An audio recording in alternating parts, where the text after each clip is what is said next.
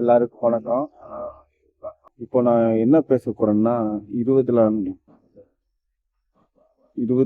தேதி சனிக்கிழமை கரூர் ஊர்ல நம்ம தாவேக்கா தலைவர் விஜய் அவர்கள் மாநாடு நடத்தினாரு.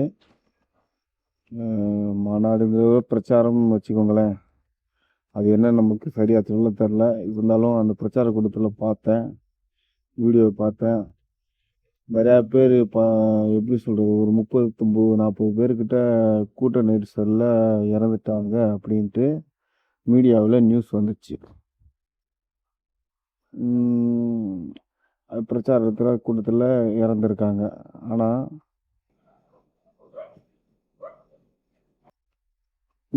என்னோட பார்வையில் பார்த்தா இது ஏதோ அரசியல் விளையாட்டுத்துறை விளையாட்டை எடுத்து பண்ணதா தெரியுது. 10 ரூபாய்க்கு ஏலம் போகிற நீங்கள் 39-40 உயிர்களோட ஒரு தாக்கம் உங்களுக்கு எப்படி தெரியும்? உங்களுக்கு அங்கே இருக்கிறவங்க, மாநாட்டில் ஸ்பாட்டில் இருந்தவங்க, அந்த பிரச்சார கூட்டத்தில் ஸ்பாட்டில் இருந்தவங்க என்ன சொல்கிறாங்கன்னா, ஜென்ரேட்டரை உடைச்சிருக்காங்க, செருப்பு கொண்டு எரிஞ்சிருக்காங்க, கரண்ட் அமர்ந்திருக்கு, தளபதி அவர்கள் கிளம்புனதுக்கப்புறம் போலீஸ் தடியடி நடத்தியிருக்காங்க. தடியடி நடத்துறது போலீஸா இல்லை போலீஸ் மாதிரி வந்திருக்கு வேற ஆசாமிகளா, போலி ஆசாமிகள்? ஒரு 39-40 உயிர் பிளான் பண்ணி எடுக்கிறதுக்கு உங்களுக்கு எப்படி மனசு வந்துச்சு? இதில் நீங்கள் எங்களுடன் இருக்கேன், உங்களுடன் இருக்கேன் அப்படிங்கிறீங்க. எங்களோட என்ன இருக்கீங்க? எங்கள் உயிரை எடுக்கிறதுக்கு இருக்கீங்களா?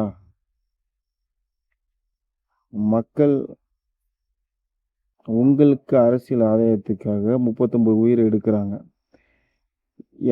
என்னோட பார்வைக்கு இந்த 39-40 உயிர் எடுத்தவங்களை விட அவங்க கொடுக்குற அந்த 10 லட்சத்தை வாங்குறீங்க பார்த்தீங்களா, அவங்க தான் பெரிய கைக்கூலிகள். அவங்க உங்கள் வீட்டில் உள்ளவங்களை கொன்னுட்டு உங்கள் வீட்டில் இருக்க கொல்ல வந்த கைக்கூலிகளுக்கும் கொன்னதை மறைக்கிறதுக்காக காசு கொடுத்து உங்களை உடனே காசை கொடுத்து கொன்னதை மறைக்கிறாங்க. அவங்களும் கைக்கூலிகள் தான், நீங்களும் அதே தப்பை தான் பண்ணுறீங்க. 10 லட்சத்தை வாங்காதீங்க. 10 லட்சத்தை நம்ம வாங்கிடுவோம் அப்படிங்கிற தைரியத்தெல்லாம் இத்தனை உயிரை கொல்றாங்க. கள்ளக்குறிச்சியிலேருந்து ஒவ்வொரு இதுலேயும் எல்லா தப்பையும் பண்ணி கொன்னுட்டு 10 லட்சத்தை கையில் கொடுத்து அசால்ட்டாக விட்டுறாங்க. ஒரு உயிரோட மதிப்பு 10 லட்சம் தானா? 10 லட்சம் கொடுத்தா யார் வேணாலும் கொண்டுக்கலாமா? நீங்கள் சொல்லுங்கள்.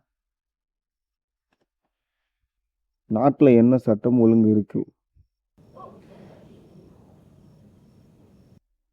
ஒரு சாம்பார் சாதத்தை ஆடியோ லான்ச் மாதிரி பண்ணி வைரல் ஆக்குறீங்க.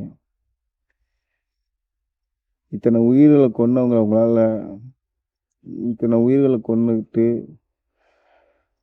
நான் அங்கே போனேன், இங்கே போனேன், என்னோட மீட்டிங்கை கேன்சல் பண்ணிட்டு வந்துட்டேன், 10 நிமிஷத்தில் ஹாஸ்பிட்டலுக்கு வந்தேன், ஒரு ஆக்ஷன், கூத்தாடிகளை வரக்கூடாது, அரசியலுக்கு வரக்கூடாது அப்படின்னு சொல்லிட்டு கூத்தாடியை விட மோசமாக நடிக்கிறீங்க. நீங்கள் எங்கே இருந்து அழுக வந்துச்சுன்னு எனக்கும் தெரியல. மனச்சாட்சியே இல்லாமல் கொண்டுட்டு அழுகிறீங்களே. உங்களை நம்பி கல்வித்துறை இருக்கு.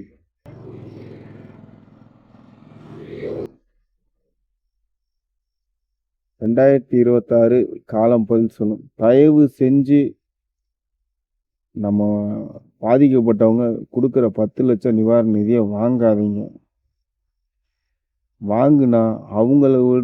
வாங்கினவங்களை விட கைக்கூலிகள், அந்த கொலைக்கு சம்மந்தப்பட்ட கைக்கூலிகள் வேறு யாரும் இல்லை, வாங்கின நீங்கள் தான்.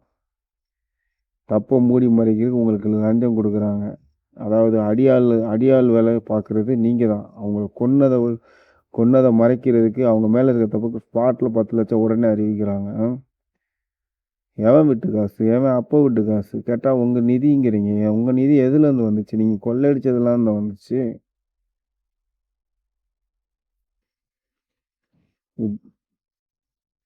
நல்லா தளபதி ரசிகனா இருந்தேன். ஓட்டு போடும்போது யாருக்கு என்னன்னு டிசைட் பண்ணி ஓட்டு போடலான்னு இருந்தேன். நீங்க பண்ண அந்த விஷமத்தனத்துல என்னோட மைண்ட் செட்ல சொல்ல மாட்டேன். செஞ்சு காமிப்பேன். தயவு செஞ்சு அவங்க குடுக்குற 10,00,000 யாரும் வாங்காதீங்க. ம் 10,00,000 விட உங்க வீட்ல போன உயிர் பெருசு பெருசுல பெருசா என்னன்னு யோசிச்சு பாருங்க. இவங்க தப்பு பண்றதுக்கு நீங்களே காரணமா இருக்காதீங்க. அடுத்தடுத்து இன்னும் உயிர்கள கொண்டு சாவடிப்பானுங்க. இந்த தப்பு பண்ணவன் கன்ஃபார்மா தெரிஞ்சதுச்சுன்னா, இவன் தான் தெரிஞ்சா வீடு புகுந்து பொதுமக்கள் அனைவரும் சேர்ந்து அவங்கள அடிச்சு சாவடிக்கணும்.